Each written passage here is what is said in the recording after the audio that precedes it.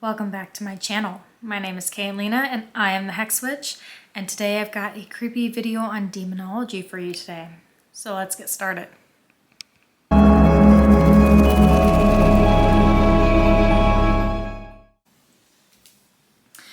Alright, so demonology, a subject that both fascinates me and scares me half to death.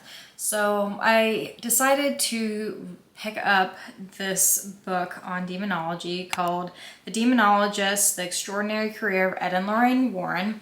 And I picked up this book because I had a credit on Audible, and I've always had kind of an interest in Ed and Lauraine just because they've had such a interesting career path and they've had so many different stories, and I've never really looked into how they became who they were and how all of this got started. So I am not a demonologist expert by any means, but this book was interesting and I decided to give it a go. And I'm just going to talk about some of the notes that I took from it.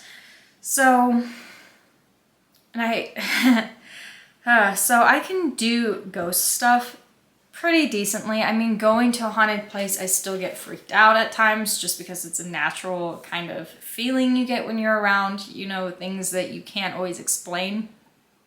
But demons are just a whole other level. And I know there's actually magical practitioners out there that work with lower level demons, even higher level demons, and they know what they're doing, and that's great. But for me personally, I think I'll stay away from that just because I would be the dumbass to get myself possessed. And I don't want, that's an entity that it's finicky. You've got to be careful. You've really got to be careful with what spirits and stuff you're just opening yourselves up to. And I was even just scaring myself just listening to this book because my parents are currently away on vacation. And so it's just me and my dog Autumn. We're bachelorettes for the next week or so, 2 weeks all together because they left on Monday. And I'm literally like freaking myself out at night. I didn't even sleep last night. I was literally turned on like Christian radio super loud. I was sleeping with lights on. Like there was no sleeping happening last night because I was finishing up the book. And some of the stories they're freaky. They really are. There are entities I just do not want to have any contact with. And so like I was cleaning up the kitchen last night and I scared myself.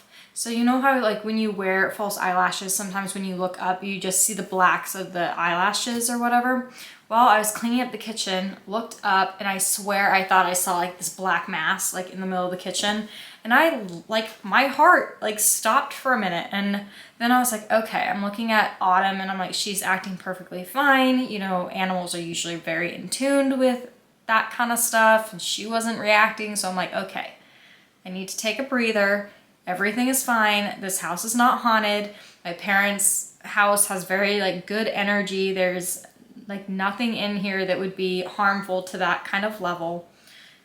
But yeah, I'm telling you, it's whole other level. So anyway, quick thing about this book though. So if you are a practitioner of any sort in the occult, magic, any other religion, especially like occult magic, we get jabbed a lot in this book. And them being very devout, like Christian and Catholic faith, they pretty much view any of the occult, any of magical practitioners as all like devil worshippers pretty much. So just keep that in mind while reading this book because they mention it so many times. It actually got to the point where it was getting kind of annoying because it's like, trust me, my weekend activity does not include sacrificing babies, drinking animal blood, and, you know, carving pentagrams into my skin. These are just not activities that most of us occult practitioners are doing on our weekends. So just keep that in mind because they do like say stuff like that throughout the whole darn book. And I feel like it's a lot of just, they have seen really only the negative side of occult practice. And, you know, back when they were kind of living and around, it probably was much more of a taboo thing.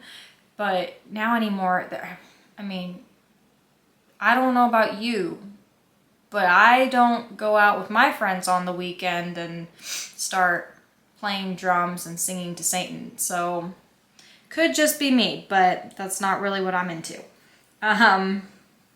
So over their span, they investigated over like 3,000 different cases of the supernatural, which blows my mind because that's a lot. They started in the 1940s, but really when they got started, it was just initially kind of more of a private practice. They only did it for certain people, and it wasn't until the 1970s when their career really started being put in the spotlight. So I found it kind of interesting in the book that the first part, like they were kind of comparing poltergeist activity to actual like demonic entities, but of course naturally those two are very different. Poltergeist activity that usually happens in like a younger human, usually someone going through puberty who has either gone through a lot of emotional upheaval or puberty, and so their emotions are so strong that they are actually manifesting in a physical manner. And so you can get like indoor weather, blood running down the walls, things levitating, you know, things moving around, like just kind of this very powerful, short-lived energy. And usually once the child knows that it's them doing it, then usually the activity ceases and everything goes back to normal. In the heat of the moment, it feels very intimidating, kind of scary. But once it kind of moves on, it doesn't usually last for more than a month, maybe at most. There are those rare occurrences where it maybe has gone on a little bit longer, and there are those occurrences where some adults are capable of doing this as well. But most of the time, poltergeist activity is caused by a human and not a dead one at that. So obviously, demons are very different. They can, when they start, they can kind of mimic poltergeist activity a lot just because they are trying to kind of cover up what they truly are so that they can drag out their process to the point of possession before you really know what is truly happening.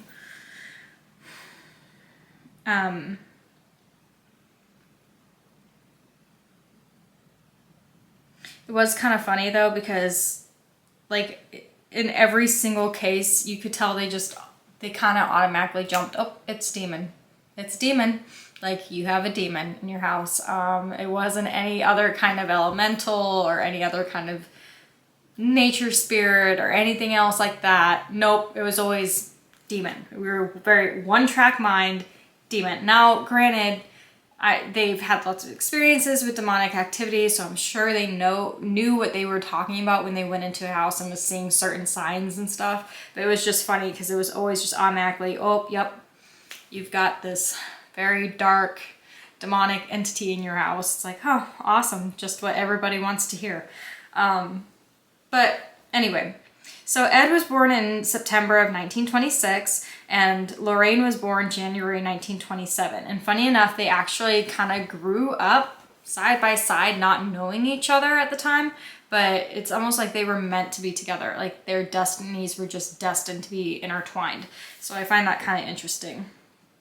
At the time of this book, there were actually 7 known exorcists that were practicing in North America alone that were demonologists. Ed was one of them. It's actually a pretty rare job to find, and there's actually not a lot of people out there that practice this kind of like career. Like it's kind of hard to find.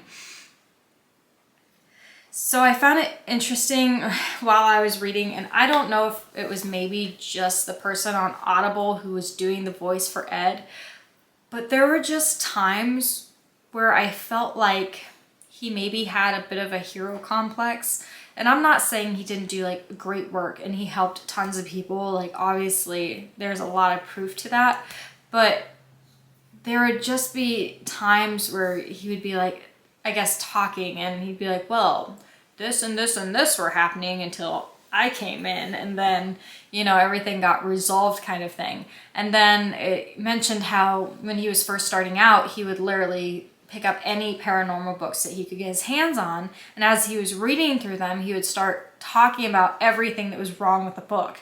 And I'm just like, the paranormal world is just so vast and uniquely different to each individual that how can you discount someone else's experience? You know, like it's gonna be so different for everybody. So just kind of felt like there was just a little bit of a hero complex there. I'm not really sure.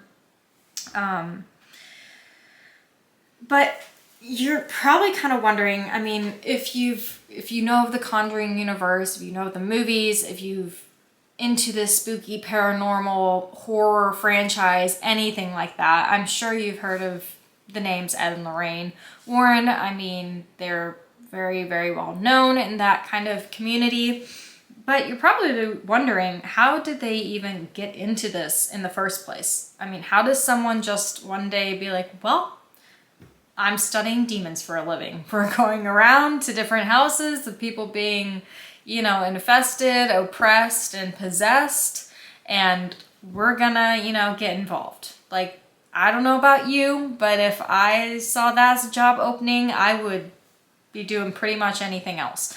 So I guess how they got kind of started is originally they were artists. And so what they would do is when they were young, they would drive around to houses that were supposedly haunted. They would do their art of the house and then offer their, you know, painting or drawing in exchange for hearing about the ghost stories of whatever house that they were at. So that's kind of how they got started. And then it just kind of built from there and just kind of turned into a huge successful career. So there are two different ways that a spirit can manifest. So there's the way using humans, and then there's the way that's not involving humans. When they use humans, they obviously pull from our energy, our auras, and they withdraw it and use it to be able to manifest into a physical form of some sort. When it's just using the aura, that's actually, I guess, what kind of creates the orb effect. And then the other one is if there's a lot of energy within the atmosphere, a combination of electromagnetic energy, then they're able to manifest using the electricity in the air. So for instance, if there's a thunderstorm or, you know, just a lot of energy in the air, they can pull from that. And usually with that kind of manifestation, there's going to be kind of a smell of like ozone, as well as their manifestation is going to take on more of a bluish hue to it, according to the Warrens. Another note, if you can see the features, if the features are not recognized, it's a ghost. But if they are, it's an apparition. And I think I've mentioned that before in one of my other ghost videos as well. So there's also the term ghost syndrome, which that literally just means that person died either very quickly or they died in a traumatic kind of way, and somehow their soul has been bound to the earthly plane and they have not moved on, which is what causes a spirit.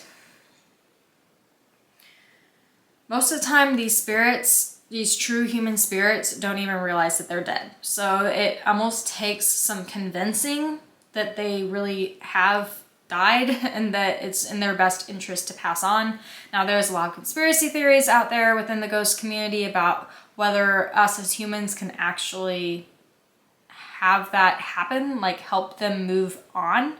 I mean, I feel like if you have a conversation with them and they actually recognize the fact that they're dead and that there isn't anything else left for them to do here on the earthly plane, it probably does help convince them to move on themselves. But I don't know if there's really anything we can per se do as far as, you know, blessings or anything that forces them to move on. I think that's very much a choice they have to make themselves.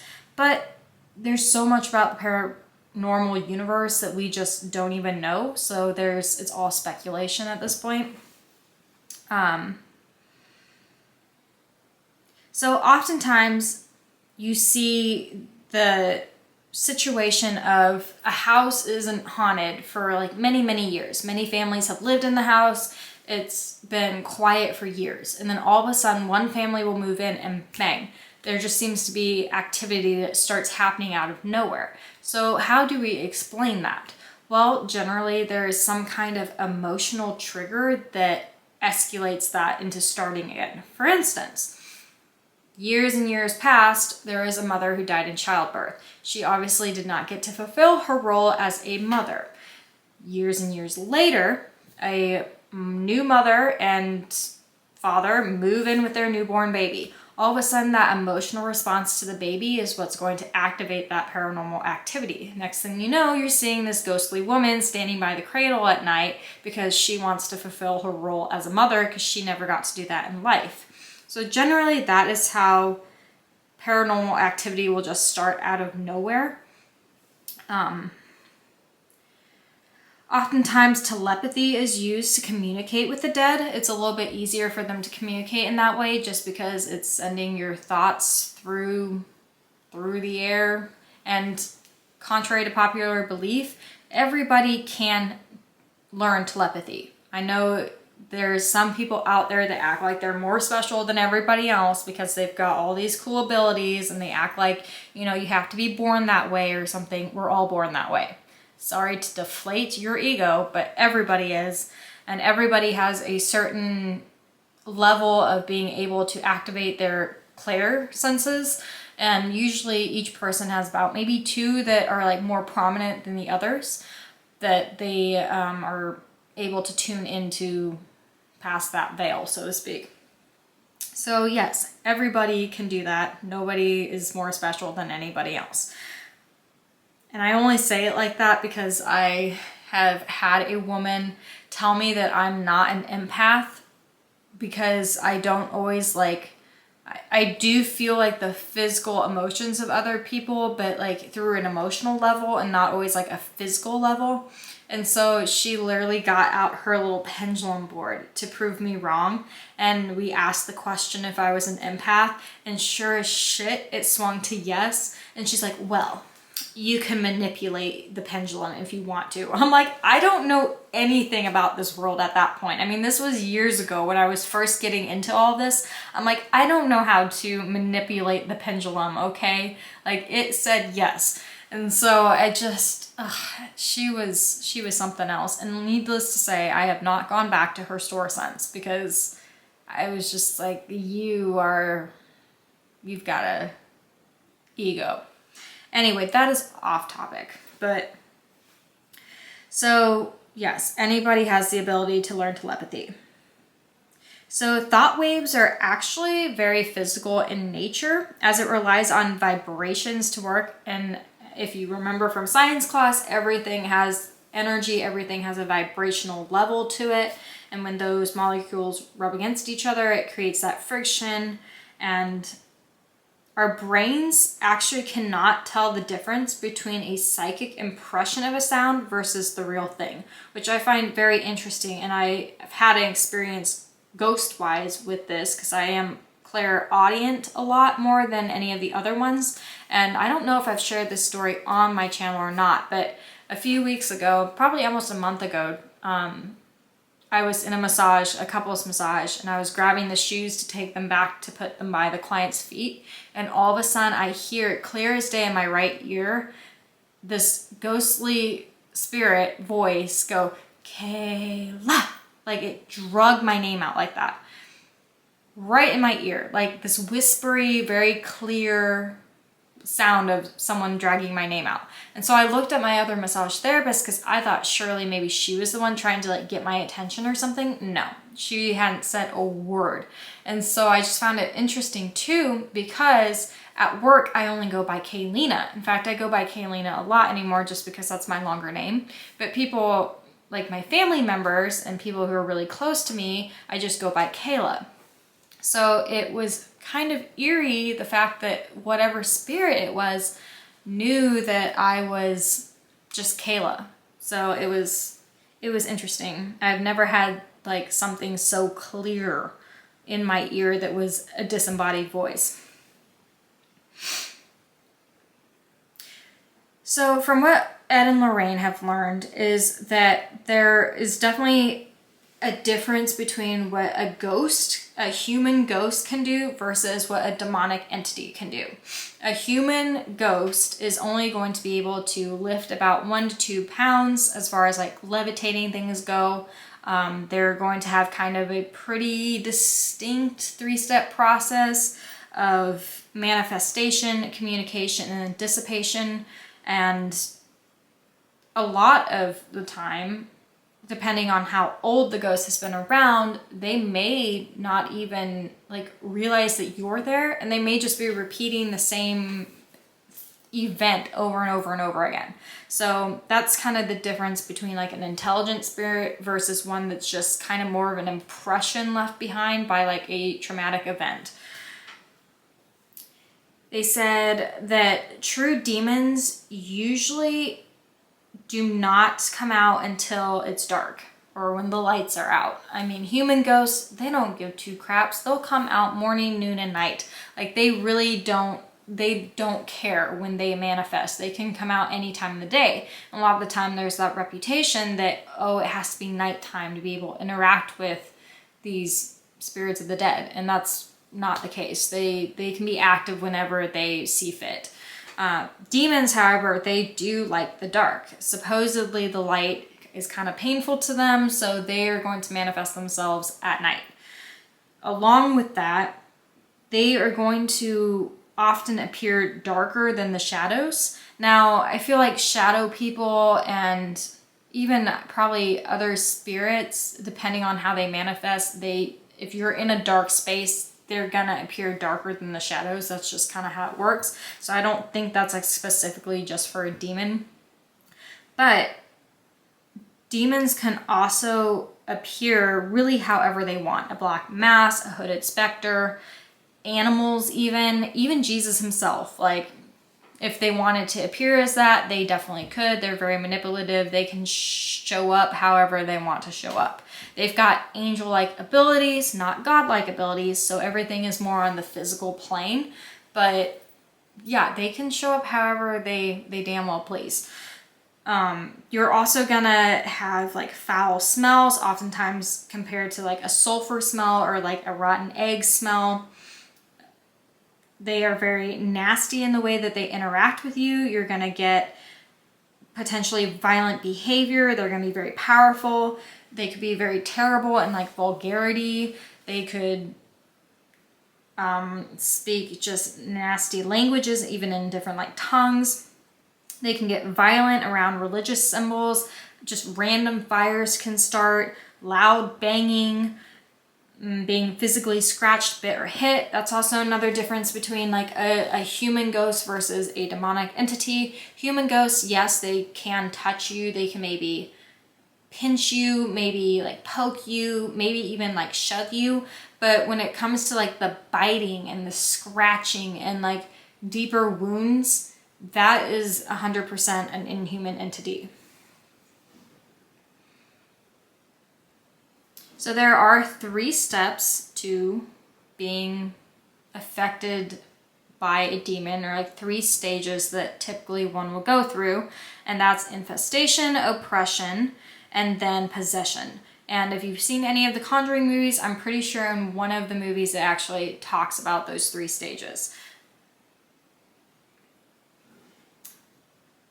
So throughout the book, there's a lot of different stories, obviously, about the different cases the Warrens had been a part of. Amityville Horror, Annabelle's in this one. There's a lot of other ones that are touched based on as well.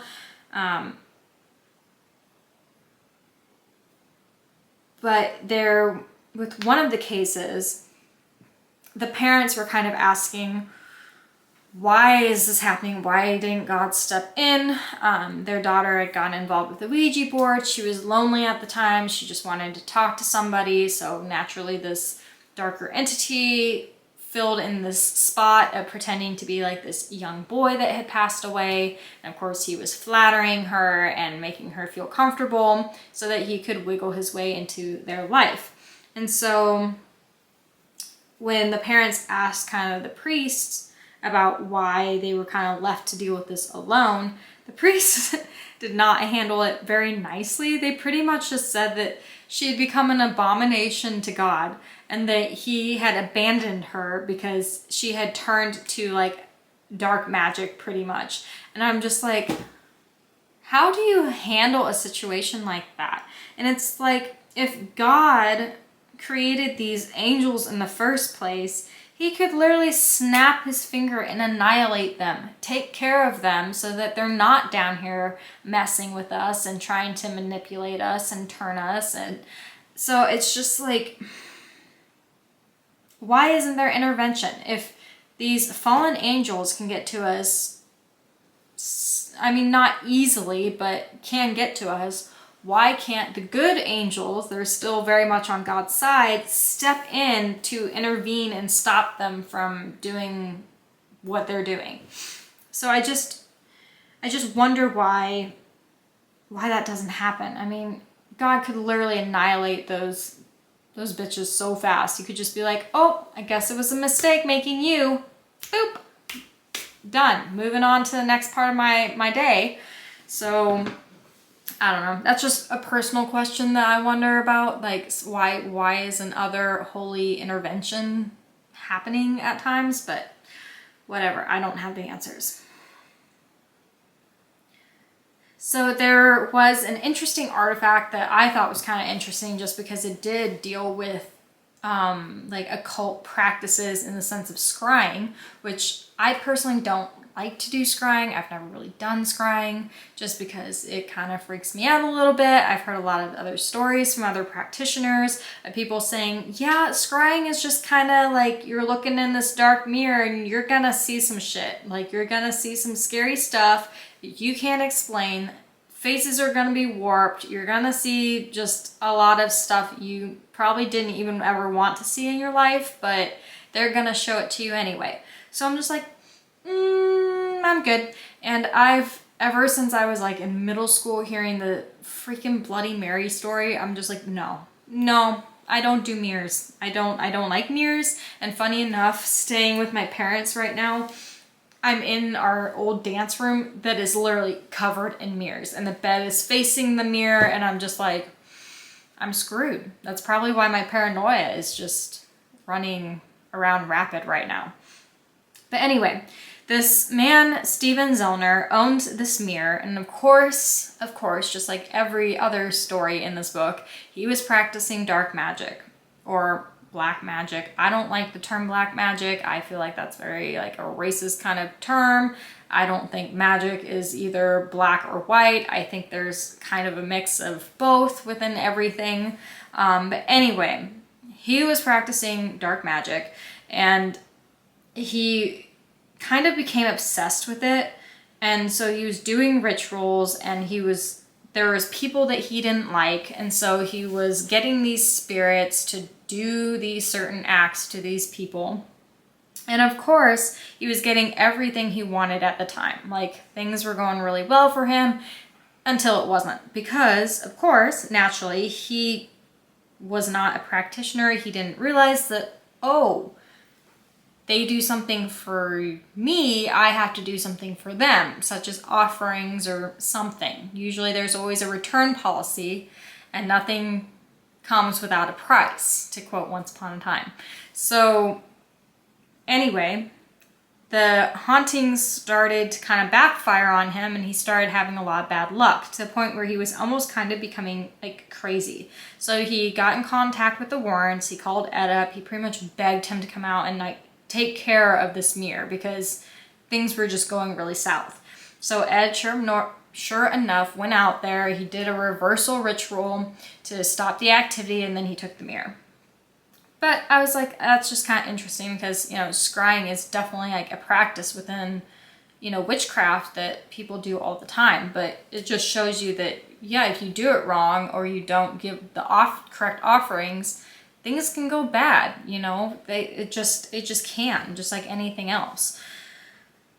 Now, what I found really interesting was that the clergy in Rome, they study demonology, but there's actually tons of other subjects that go along with demonology that they actually study. So for instance, they also study philosophy, theology, psychology, anthropology, chemistry, biology, physics, and metaphysics. All of those go hand in hand with when they learn demonology. Also, obviously, without even needing to say it, exorcists have to be very strong and unwavering because demons are going to come after you any way they can. They are going to feed on your emotional trauma. They're going to feed on your past mistakes. They know pretty much anything about you and they will use it against you. So the first round is obviously infestation. So this round, things are going to be pretty subtle at this point. It's just going to be like footsteps walking around. You may hear, it's just meant to be almost kind of more like poltergeist activity where you know something's there, but you never suspect that it's like demonic in nature. And so this primary stage is just to kind of invoke a little bit of like fear, a little bit of uncertainty that something is going on. It's kind of the first step in breaking down the human will. And there also has to be some level of permission given in order for a demon to enter a person's life. So there has to be some sort of commitment that you give, whether it's inviting them through a Ouija board or doing a ritual or just something that allows them to enter your life. They can't just do it all on their own. So like attracts like. If you're attracting good energy and good vibes and positive outcomes, that's what's going to come back to you, and vice versa. If you're bringing in all this bad, low energy, that's what you're going to get in return, which I know is hard sometimes because guess what? Life just sucks sometimes. Like it gets us really low, but that's also when we're like most vulnerable to psychic attacks as well as, spiritual attacks. So we just have to try our best to not allow that to happen. And obviously to bring them into your life, so you can do rituals, seances, but like always, as a magical practitioner, magic can be good and bad. It doesn't have to, it's not all just bad. And I can't tell you how many times they said it in this book that every occult practice, every spell, everything was all devil worship. I'm like, okay, let's just rub that in there some more. They definitely talk about Satanists some and about how they're just straight up evil, which I don't know a ton of information on Satanists, but I do know enough to know that Satan is not even like a being, a god, or anything to those people practicing that culture. It's more of a metaphor. Like Satan is not even like somebody they worship. It's not anything. It's more of a metaphor for like, it's more of a metaphor for being like the highest level of personal potential that you can reach. It's more about being like an individual, and they're actually quite into like community activism. It's more of a symbol of pride, individualization. Like Satan is not a god, he's not an entity. It's just more of like a symbol, but it's not. So when people, and I understand people outside looking in, they're like, well, they literally call themselves Satanists. How are they not worshiping Satan? They actually are not. I don't know a lot about Satanism to really be able to talk about it in depth, but they focus kind of more on like the individual person themselves versus like the community of good, so to speak. That makes sense. They also mentioned in there that if you are hell-bent on doing a seance, you are more safe doing it during the day because that is when human entities, or probably more likely you're going to get in contact with just a human entity versus anything else. So just keep that in mind if you're really wanting to talk to the dead during the day. Maybe right after a cup of coffee in the morning, sitting down with your Ouija board, talking to some dead spirits, that might just be the perfect way to start out your morning. I don't know. So your next stage is going to be your infestation. And this is when things start to kind of pick up the pace a little bit more. The demon still doesn't really want you to know truly what it is, but things are going to start happening in either 3s or 6s. Most of the time in 3s, because that is a mocking of the Holy Trinity. And 6 is the devil's number, I guess. But if you look in numerology, 6, which is what I am, is a healer. So I guess it's all in how you look at it. So they will tend to be more active at night, specifically around that 3 a.m. mark. 3 to 4, I think, is generally their most active time. You may start hearing knocks, and eventually those knocks are going to become more severe into like banging. They don't like the light, so they will be more active at night. You may hear screeching birds at night on your left side. And those birds are going to end up showing dead in the morning. You're going to hear footsteps, scratching within the walls is very common. Hot, cold spots, breathing down your neck kind of feeling, whispers, not feeling alone, waking up at certain hours of the night. You may hear baby animal noises in certain rooms, which I hadn't heard of that one before. Pranks, like appliances going on and off by themselves. You could hear the phone ring, no one's on the other end. You could hear doorbells, nobody's at the door. Food won't cook on the stovetops. Door handles won't work, locks won't work. Just escalating like super perturbing like things that are just irritating and kind of unsettling. And I mean, objects could be moving by themselves, and it just leaves people feeling very insecure in their own sanity. Next, you have oppression. And so with the oppression stage, spirits are trying to take over the people there. They create fear to break down your will, psychological attack. They cause individuals to lose control and free will. They break the person down completely, both physically and mentally. Their whole point in this is to dehumanize the human. The external oppression will feel and see the activity with brute force, will manipulate the physical realm.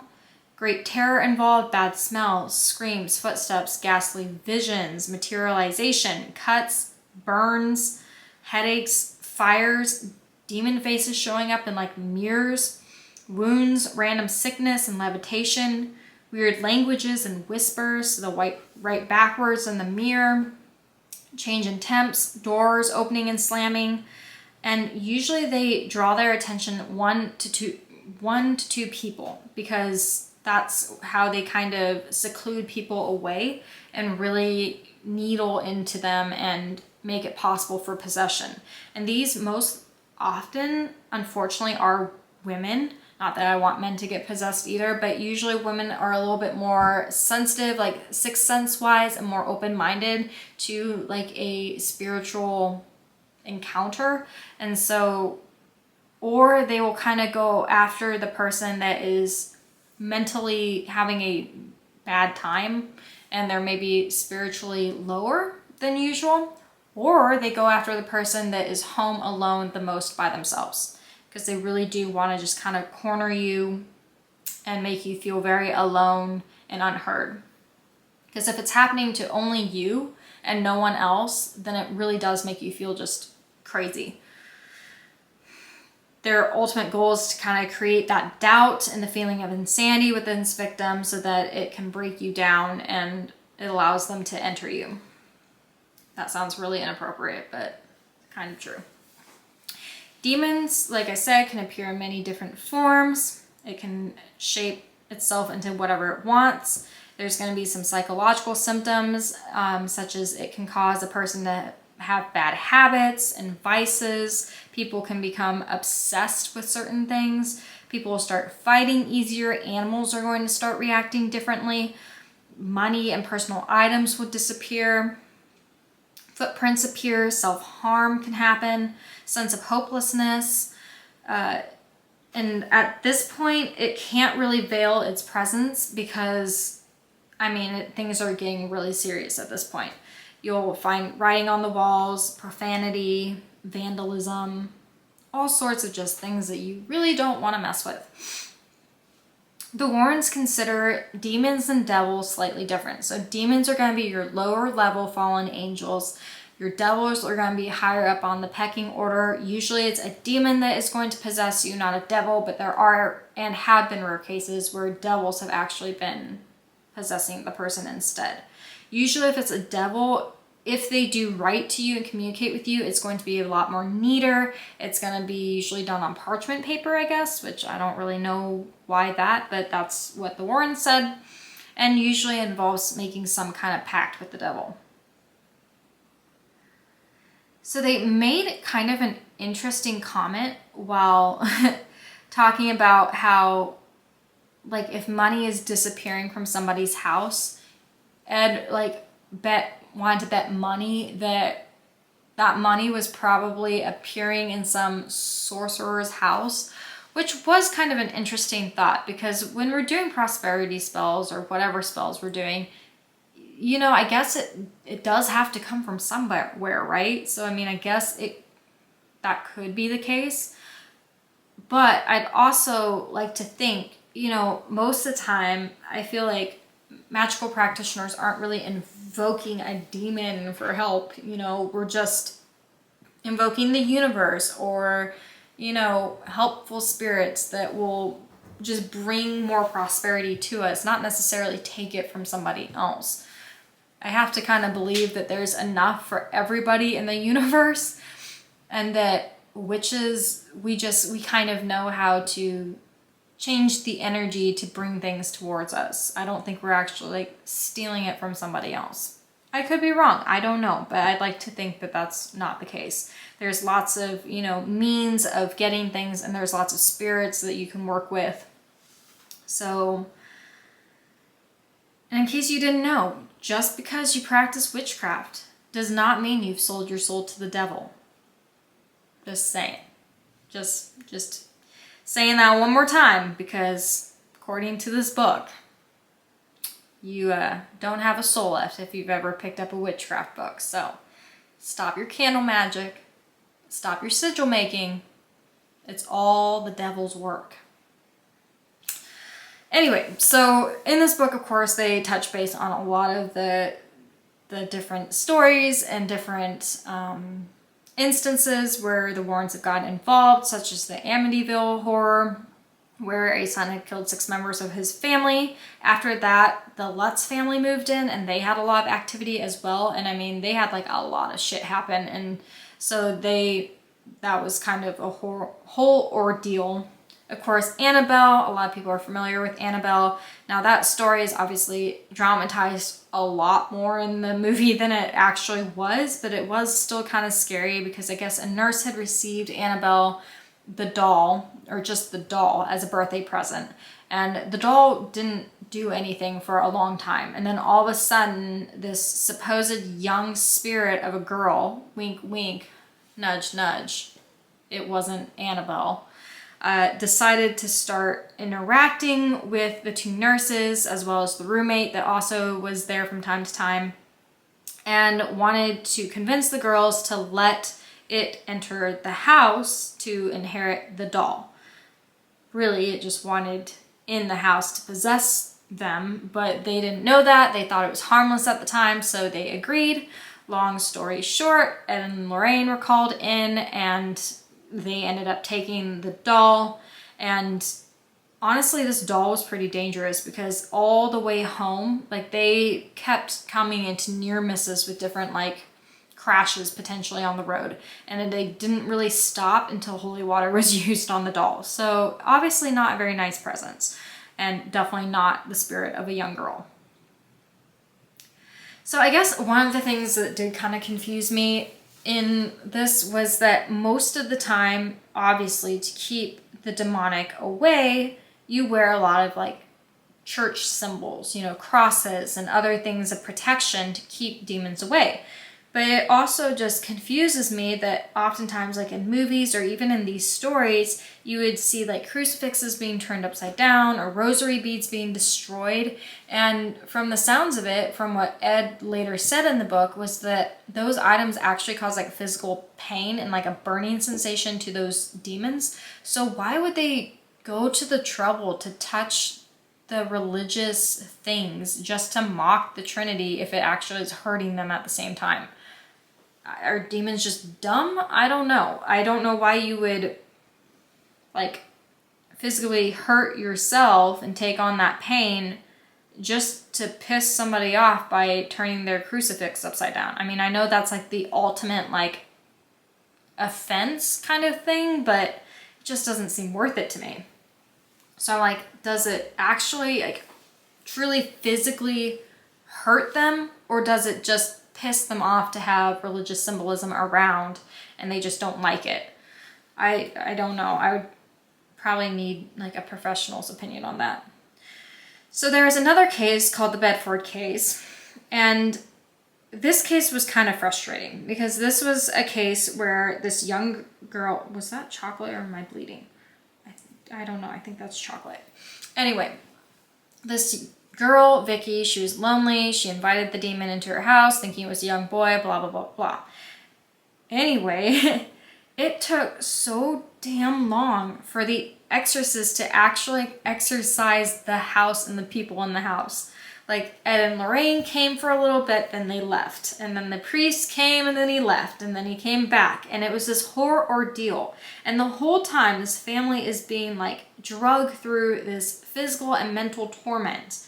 And then what really ticked me off was this priest, which obviously you would think at this point he would understand that they're obviously very like scared, and just everybody is scared. And Vicky obviously did not mean to bring in an evil spirit. That was not her intent at all. But this guy was a complete jerk to her, saying that she was like an abomination to God and that they were left on their own and that she better have been, you know, repenting and all this kind of stuff. And it's just like, she played with a Ouija board. I mean, Ouija boards, you can literally walk down to the nearest Target and buy one at the fucking store. Like, people don't associate that with demonic like activity. And so this priest was just really nasty and nasty to the parents, and just overall did not handle it very well. And I understand he was just trying to drill the point home that these things exist and that these things can happen, but it's like, you could have handled it in such a much better way, you know? So your last step is obviously possession. That's the end goal, so to speak. Demons just want to destroy the soul. They want to cause chaos in any way that they can. That's really the main goal. And so how can you tell if somebody is a pest? Yeah, how do you know if someone's a pest? Well, let me tell you. How can you tell if someone is possessed? Sorry. So you can look at their eyes. Their eyes are going to look like unnaturally inhuman-like. They're just not going to look quite right. When you're possessed, things can become very ugly very quickly. And how do you know it's not just psychological? So that entities enter the body from the left side of the body. They can either completely displace the human soul, or they can just kind of scoot it over so that they're sharing part of a body. I don't know. I guess that's how that works. The facial expressions of the person are going to be much more bony. There are times where the entire actual like face morphs into something of like an animalistic nature, or just kind of deformed in a way, in ways that a face cannot move, unless you're Jim Carrey, because of course he can morph his face into whatever he wants. But unless you're doing like contrasting and latex makeup, a person's face does not become deformed like that all on its own. You're also going to have like this very deep kind of manly voice, kind of this growly kind of sound that's coming out of even like women. A person's strength is going to be like impossibly strong. They want to obviously destroy the human, cause as much chaos as they can. In one case, I guess there was up to 98 spirits in one person's body.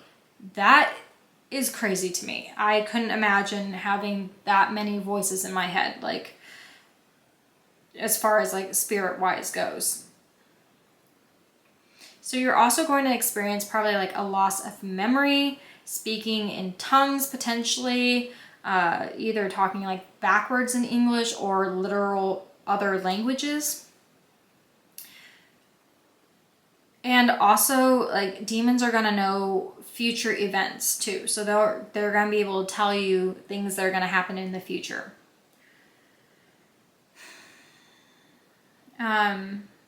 So obviously the Warren Occult Museum still exists today, and it has a bunch of recordings, videos, and objects that the Warrens have collected over time.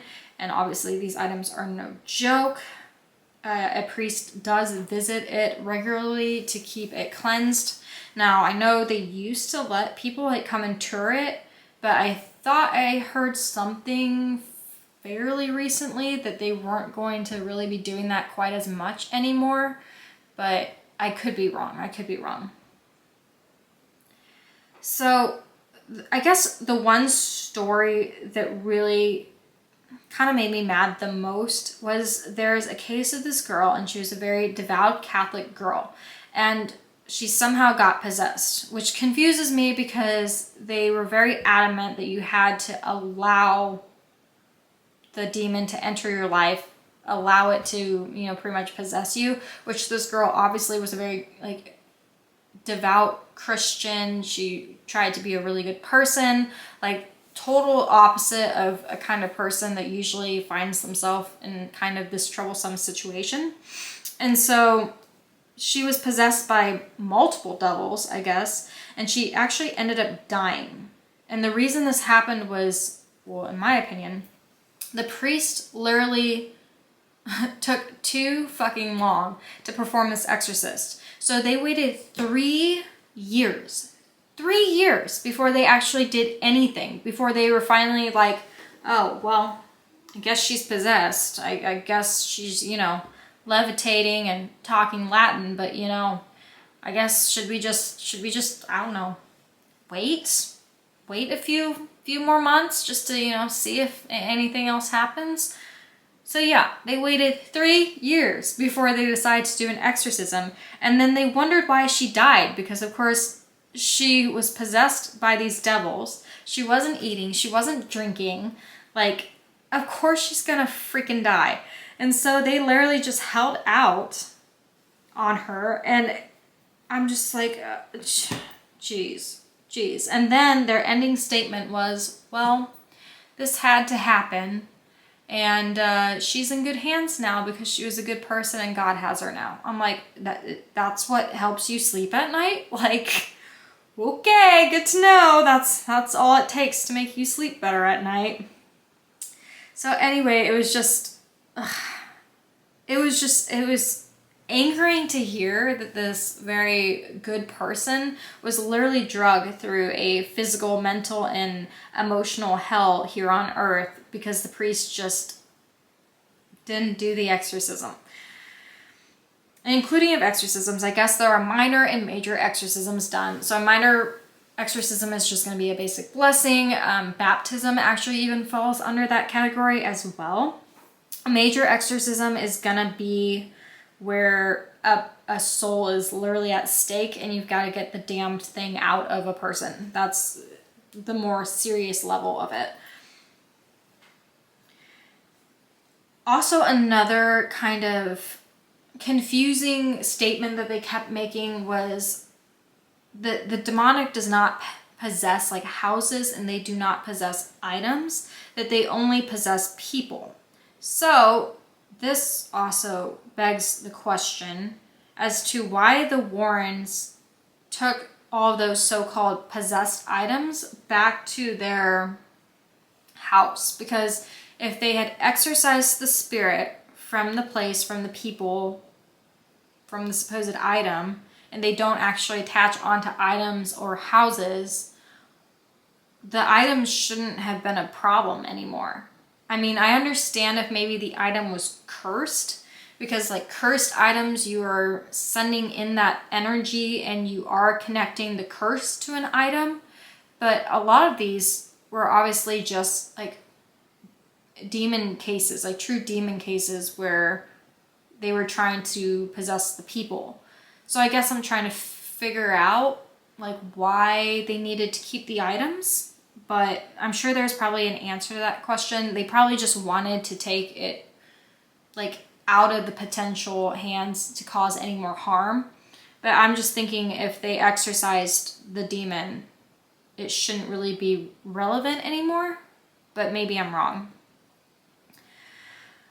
So there is also this case, it's not funny, but I just found it kind of weird because there is a case where this woman got possessed and Ed decided that he was going to take 5 like random football players with him. And I don't know if he just picked them up on the side of the schoolyard or what, to go to this house where they suspected this woman was possessed. And which I find weird also, because did he tell them that, hey, we're gonna go investigate this possession case, get in the car, we're going? Or did he just kind of surprise them when they were there, like, hey, this woman could potentially have a demon inside of her. I don't really know what's gonna go down, but just so that you're warned. And they, high-fived each other and was like, yeah, let's do this. I don't know. But anyway, 5 random football players because he didn't want the lady to attack him. And I guess the lady did try to attack him. And he said that she tried to claw his face off, I think was the words he used. Which, I mean, I'm sure demons are more than capable of doing that. But I guess the football players were having a hard time, like, keeping her down. And so Ed whips out his cross and, like, she, like, subdues, like, right away. So I'm like, what were the football players for? Like, if all you had to do was take out your cross and your holy water, why did you endanger the lives of 5 random men?